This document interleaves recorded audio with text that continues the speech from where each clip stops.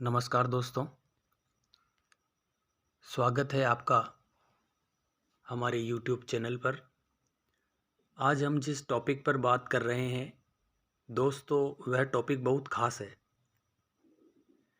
यह टॉपिक है, अगर हम इष्ट की कृपा पाना चाहते हैं, हमारे जो इष्ट हैं उनकी कृपा पाना चाहते हैं, तो इन देवी देवताओं की पूजा हमें करना बहुत ज़रूरी है। इन 7 शक्तियों की पूजा किए बिना कभी आपको आपके इष्ट की कृपा नहीं मिल सकती। हर व्यक्ति को इन 7 शक्तियों की पूजा करनी चाहिए और सबसे पहले करनी चाहिए।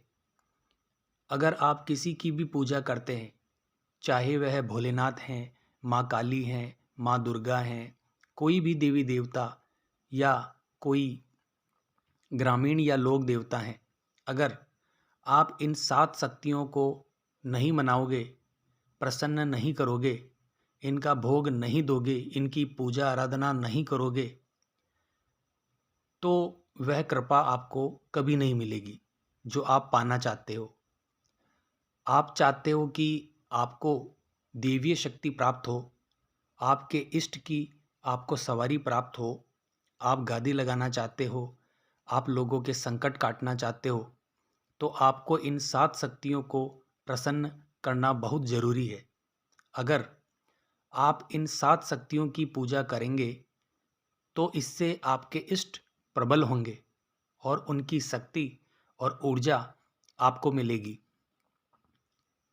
इन 7 शक्तियों की पूजा करने से आपके इष्ट को और आपको बहुत पावर मिलेगा। आपके इष्ट तीव्र गति से काम करेंगे। कई बार आप अपने इष्ट की पूजा करते हो पर उनका आशीर्वाद नहीं मिल पाता या आशीर्वाद मिलने में विलंब हो जाता है। इसी कारण से होता है दोस्तों।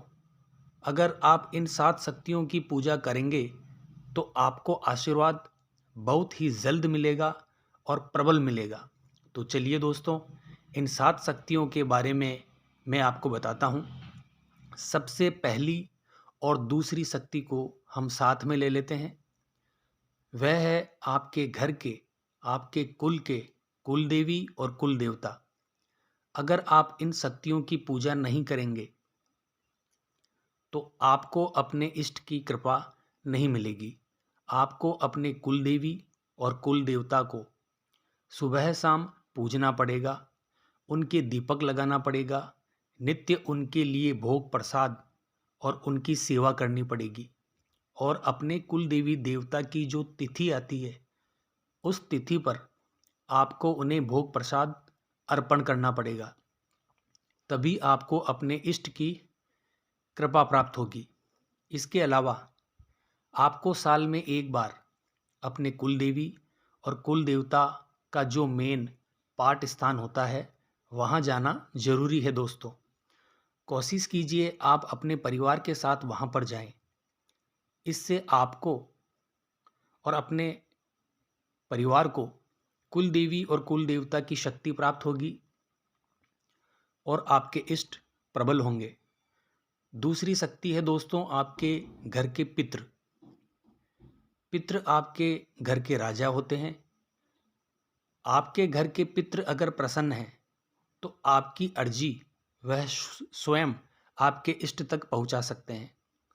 आपको हमेशा अपने पितरों की सेवा करनी है, उनके लिए अमावस्या निकालनी है, अमावस को उनको भोग प्रसाद अर्पण करना है, उनके निमित्त दान पुण्य करना है, पशु पक्षियों को चारा और दाना डालना है। इससे आपके पितृ प्रसन्न होंगे और पितरों का आशीर्वाद आपको प्राप्त होगा और इससे आपके इष्ट और भी प्रबल होंगे और आपके इष्ट का आपको आशीर्वाद प्राप्त होगा। इसीलिए आपको हमेशा अपने पितरों को पूजना चाहिए, उन्हें कभी भी ना भूलें दोस्तों। यह आपके लिए बहुत ज़रूरी है। इसके बाद अगली शक्ति है दोस्तों खेड़ा देवता। खेड़ा देवता उन्हें कहा जाता है, जैसे आपने देखा होगा, आप किसी भी कस्बे में या गांव में जाएंगे तो शहर के बाहर गांव के बाहर एक देवता का मंदिर आपको मिलेगा। उन्हें खेड़ा देवता के नाम से पुकारा जाता है। किसी भी पॉजिटिव या नेगेटिव एनर्जी को, किसी भी सकारात्मक और नकारात्मक ऊर्जा को उस शहर या गांव में प्रवेश करने से पहले खेड़ा देवता की इजाज़त लेनी पड़ती है।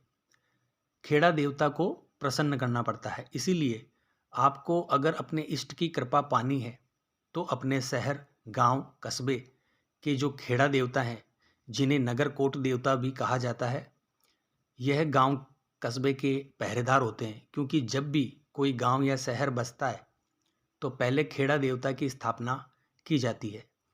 अगर आपके शहर में खेड़ा देवता नहीं है तो किसी सुनसान जगह पर चावल, घी और उसमें थोड़ा सा बूरा डालकर किसी दोने में उनका भोग जरूर रखें उनके नाम से। इससे खेड़ा देवता बहुत जल्दी प्रसन्न होते हैं। उनकी अनुमति के बगैर कोई भी सकारात्मक और नकारात्मक शक्ति गांव, शहर, कस्बे में प्रवेश नहीं कर सकती। तो आपको अपने खेड़ा देवता की पूजा करनी पड़ेगी। अगली शक्ति है दोस्तों चौराहे वाली माता, जिन्हें मदानन और चोगानन नाम से भी जाना जाता है। इनका भी अहम रोल होता है। यह चौराहे की रानी होती है। जिस प्रकार से शमशान में बहुत सारी शक्तियाँ निवास करती है, उसी प्रकार से चौराहे पर भी बहुत सारी शक्तियाँ निवास करती है। चौराहे वाली जो माता होती है वह सभी शक्तियों को नियंत्रित करती है। इस प्रकार अगर कोई शक्ति आई तो सबसे पहले वह आपके खेड़ा देवता से परमिशन लेगी, फिर चौक चौराहे वाली माता से उनको आज्ञा लेनी पड़ेगी। अगर आपने चौराहे वाली माता को मना रखा है तो ही आप जिस शक्ति को प्राप्त करना चाहते हैं वह शक्ति आपके पास आएगी। चाहे वह किसी भी प्रकार की शक्ति हो, चाहे कोई दूत हो, देव हो, योगनियाँ हो, तो चौराहे वाली माता को मनाना बहुत ज़रूरी है। इनको भी महीने में एक बार भोग लगाना ज़रूरी है। इनको आप 2 लौंग और 1 बताशे का भोग महीने में एक बार लगा सकते हैं। इसके बाद में जो शक्ति आती है वह है गणेश भगवान की। क्योंकि विघ्नहर्ता भी वही हैं और विघ्न कर्ता भी वही हैं, इसीलिए इनको मनाना भी बहुत आवश्यक है हमारे लिए। आप जब भी पूजा करते हैं तो अपने इष्ट से पहले गणेश भगवान का जरूर नाम लें। उनको भोग प्रसाद पहले अर्पण करें, तभी वह आप पर कृपा करेंगे और आपकी पूजा में जो विघ्न आ रहे हैं वो भी वही दूर करेंगे। इसीलिए गणेश भगवान को प्रसन्न करके रखना बहुत ज़रूरी है। इसके बाद अगली शक्ति जो है वह है गुरु की शक्ति। गुरु की शक्ति के बिना कोई शक्ति नहीं चलती। ना तो शक्तियाँ नियंत्रण में रहती है और ना ही सही प्रकार से कार्य करती है। क्योंकि गुरु ही है जो शक्तियों को नियंत्रित करता है, शक्तियों की ऊर्जा को बांध के रखता है। इसीलिए व्यक्ति के जीवन में गुरु का होना भी बहुत ज़रूरी है। अगर आपके गुरु नहीं है तो आप शिव शंभू को, भगवान महादेव को अपना गुरु मान सकते हैं। और अगर साधना के क्षेत्र में आपको आगे बढ़ना है तो आगे चलकर आपको गुरु बनाना आवश्यक है। जब तक देहधारी गुरु ना मिले तब तक आप भगवान शिव को अपना गुरु मान सकते हैं। तो इस प्रकार से 7 शक्तियों की पूजा आपको अवश्य करनी है।